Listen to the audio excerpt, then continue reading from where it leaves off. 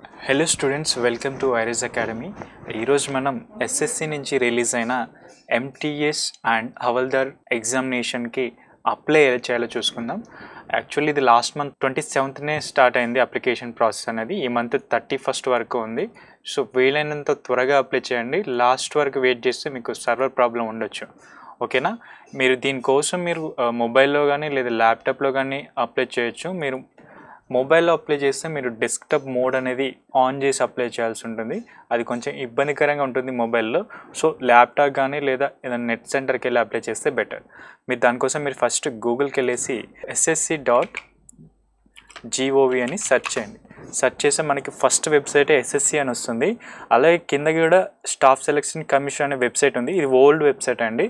రీసెంట్గా మనకి ఎస్ఎస్సి అనేది కొత్త వెబ్సైట్ లాంచ్ చేసింది కదా, అందుకని మీరు ఓటీఆర్ కూడా అగైన్ చేయాల్సి ఉంటుంది. సో మీరు సెకండ్ కాకుండా ఫస్ట్ ఎస్ఎస్సి ఉంది కదా, ఈ వెబ్సైట్కి వెళ్ళండి. ఇక్కడికి వెళ్ళిన తర్వాత మీకు రైట్ సైడ్ టాప్ కార్నర్లో లాగిన్ ఆర్ రిజిస్టర్ ఉంటుంది. ఈ లాగిన్ ఆర్ రిజిస్టర్ పైన క్లిక్ చేయండి. ఇక్కడ ఏంటంటే మీరు ముందుగా ఓటీఆర్ అనేది కంప్లీట్ చేసి ఉంటే మీకు రిజిస్ట్రేషన్ నెంబర్ ఉంటుంది.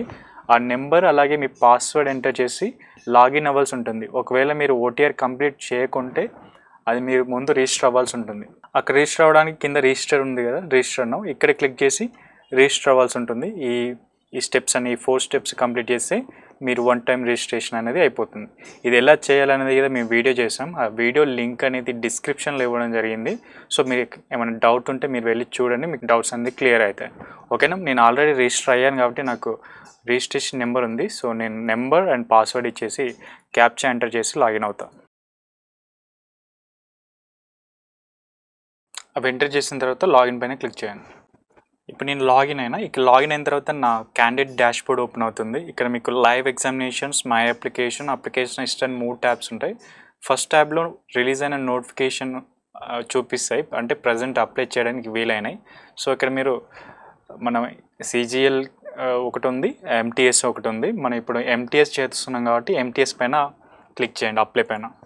ఇక్కడ మీకు జస్ట్ ఇన్స్ట్రక్షన్ టు ఫాలో అని వస్తుంది. ఫిల్ ఫామ్ అని క్లిక్ చేయండి. ఇక్కడ మనం 5 స్టెప్స్ అనేది కంప్లీట్ చేయాల్సి ఉంటుంది. ఫస్ట్ స్టెప్లో మ్యాక్సిమం మన ఓటీఆర్లో రిజిస్టర్ అయిన డీటెయిల్స్ అన్ని ఇక్కడ ఆటోమేటిక్గా ఫిల్అప్ అయిపోయి ఉంటాయి. మీరు ఒకసారి ఓవర్లుక్ చేసి నెక్స్ట్ పైన క్లిక్ చేయండి. మీరు ప్రతి స్టెప్లో ఇక్కడ మీకు సక్సెస్ అని వస్తుంది. మీరు ఓకే పైన క్లిక్ చేసుకుంటూ వెళ్ళండి.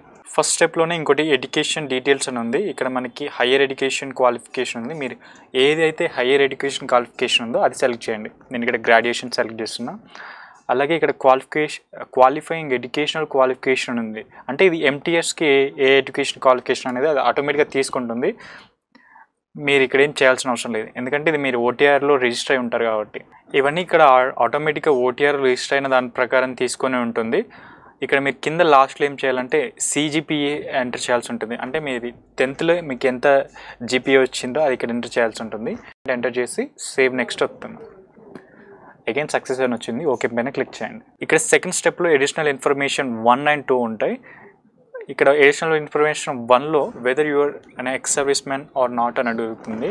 మీరు ఒకవేళ అయితే ఎస్ అని లేకపోతే నో అని క్లిక్ చేయండి. నేను కాదు కాబట్టి నో క్లిక్ చేస్తున్నా. Whether seeking age relaxation or not అని అడుగుతుంది.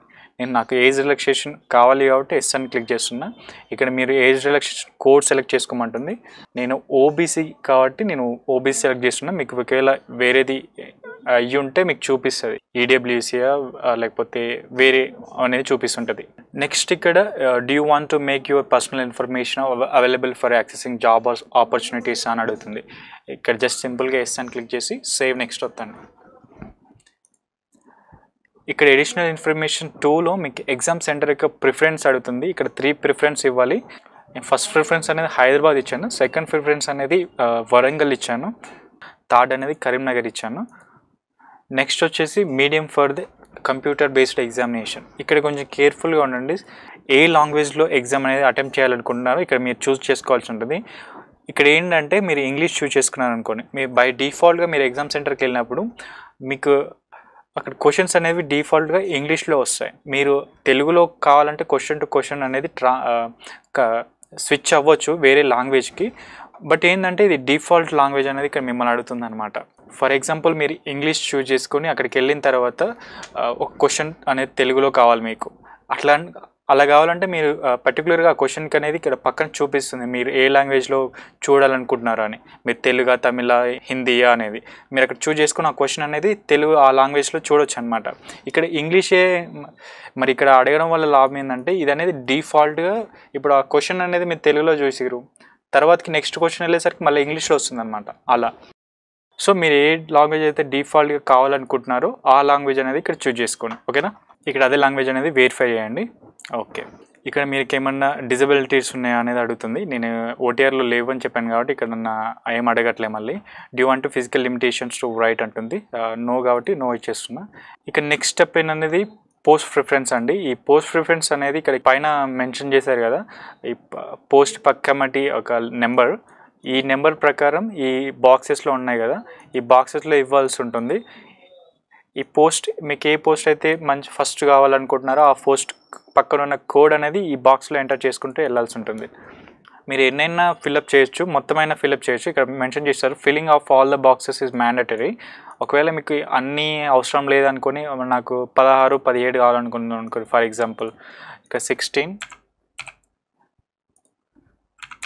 17 ఎంటర్ చేసిన తర్వాత ఎక్స్ ఎంటర్ చేయమంటారు. ఎక్స్ ఎంటర్ చేసి ఓకే వస్తే అన్ని ఎక్స్తో ఫిల్ అయిపోతే మీరు అవన్నీ ఫిల్అప్ చేయాల్సిన అవసరం లేదు. సో మీరు నెక్స్ట్ సింపుల్గా సేవ్ అండ్ నెక్స్ట్ అనేది క్లిక్ చేయొచ్చు. సేవ్ అండ్ నెక్స్ట్ పైన క్లిక్ చేసిన తర్వాత సక్సెస్ అని వస్తుంది, ఓకే పైన క్లిక్ చేయండి. నెక్స్ట్ స్టెప్ అనేది అప్లోడ్ డాక్యుమెంట్స్. ఇక్కడ ఇంపార్టెంట్ స్టెప్స్ అండి ఇవి. క్యాప్చర్ లైవ్ ఫోటో అలాగే అప్లోడ్ సిగ్నేచర్ అనేవి ఈ రెండు చేయాల్సి ఉంటుంది. క్యాప్చర్ లైవ్ ఫోటో పైన క్లిక్ చేయగానే మీ కెమెరా అనేది ఓపెన్ అవుతుంది. ఇక్కడ మీరు లైవ్ ఫోటో అనేది దిగాల్సి ఉంటుంది. ఇక్కడ దిగే ముందు కొంచెం కాషన్ ఏంటంటే మీ ఫేస్ అనేది కొంచెం క్లియర్గా కనిపించాలి. కొంచెం బ్లర్ ఉన్నా కానీ అప్లికేషన్ అనేది రిజెక్ట్ అవుతుంది అనేది మెన్షన్ చేశారు ఇన్స్ట్రక్షన్లో. సో మీ ఫేస్ అనేది క్లియర్గా కనిపించేటట్టు ఫోటో దిగండి. అలాగే ఆ రెడ్ బాక్స్ వస్తుంది, ఆ బాక్స్ లోపలనే ఫేస్ ఉండేటట్టు చూసుకోండి. వెబ్ క్యామ్ అనేది సరిగా వర్క్ అవ్వట్లేదు, సో నేను ఐప్యాడ్లో లాగిన్ అయ్యాను. సేమ్ మనం థర్డ్ స్టెప్లో ఉన్నాం. ఇప్పుడు మనం ఫోటో క్యాప్చర్ అలాగే సిగ్నేచర్ ఎలా అప్లోడ్ చేయాలో చూద్దాం. ఫోటో అనేది కొంచెం ఈజీ ప్రాసెస్ అండి క్యాప్చర్ చేయడం. ఇక్కడ అప్లోడ్ సిగ్నేచర్ అనేది కొంచెం కాంప్లికేటెడ్గా ఉంటుంది. ఇక్కడ వీళ్ళు ఇన్స్ట్రక్షన్స్ ఇచ్చారు కదా, ఫోటో అనేది 10 KB to 20 KBలోనే ఉండాలి. అలాగే హైట్ అనేది 2 cm, విడ్త్ అనేది 6 cm ఉండాలి అని ఇచ్చారు కదా. ఇవి కొంచెం మనం ఒక వెబ్సైట్ వాడి వీటిని రీసెర్చ్ చేస్తాం. మీరు ఒక వైట్ పేపర్ మీద మీ సిగ్నేచర్ చేసి దాన్ని మీ సిగ్నేచర్ ఉన్నంత వరకే క్రాప్ చేసి ఉంచండి. మనం ఫోటో క్యాప్చర్ చేసిన తర్వాత సిగ్నేచర్ స్టెప్కి వెళ్దాం. సో నేను ఫోటో అనేది క్యాప్చర్ చేశాను. ఇప్పుడు మనం సిగ్నేచర్ అప్లోడ్ చేయడానికి మనం ఈ డైమెన్షన్స్, వీళ్ళు చెప్పిన డైమెన్షన్స్ తీసుకురావడానికి మీరు ముందుగా గూగుల్లోకి వెళ్ళండి. గూగుల్లోకి వెళ్ళి ఐఎమ్ రీసైజర్ అని సెర్చ్ చేయండి.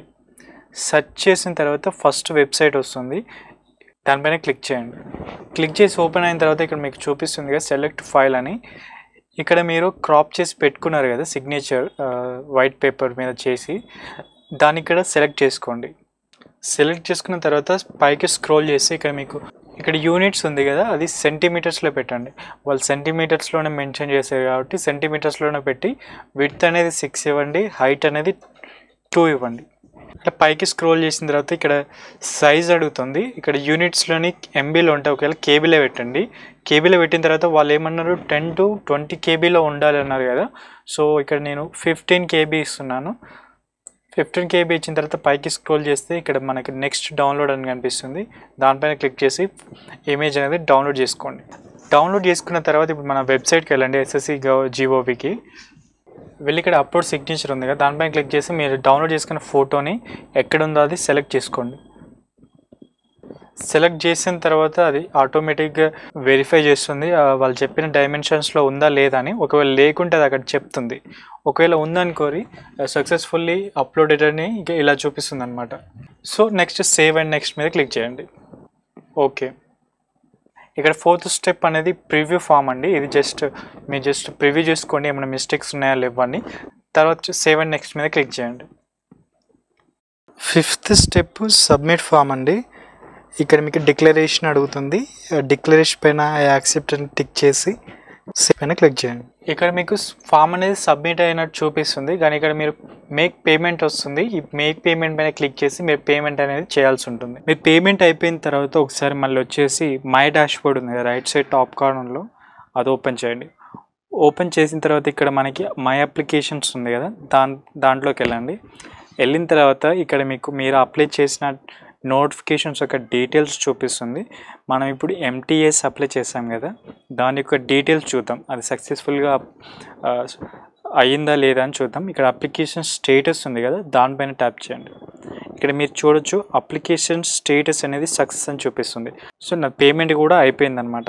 ఒకవేళ మీరు అప్లికేషన్ ప్రింట్అవుట్ తీసుకోవాలనుకుంటే ఇక్కడ అప్లికేషన్ స్టేటస్ పక్కన ప్రింట్ ఉంది కదా, దానిపైన క్లిక్ చేసి మీరు అప్లికేషన్ అనేది ప్రింట్అవుట్ తీసుకోవచ్చు లేదా సేవ్ చేసుకోవచ్చు.